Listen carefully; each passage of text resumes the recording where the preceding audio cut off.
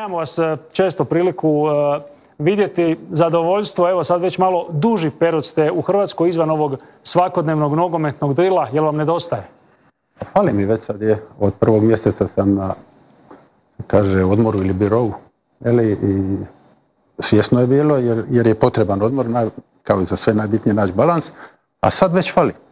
Sad već fali i sad se nešto vrti, tako da gledam se vratiti, ali isto tako ne srljam. U situaciji sam da mogu i pričekat nešto pravo, da mi se stvarno svidi, ali nadam se da ću brzo. Opcija samo inozemstvo. Da. Već sam dobio neke upite danas, samo da znate, pitaj ga za Hajduk. Tako da, okej. Hajduk je Hajduk. One nisu to floskule, znači moj grad, moj klub, moje sve i ne možeš biti nikad imun na Hajduka, ali jednostavno... Ali ne još. Ne.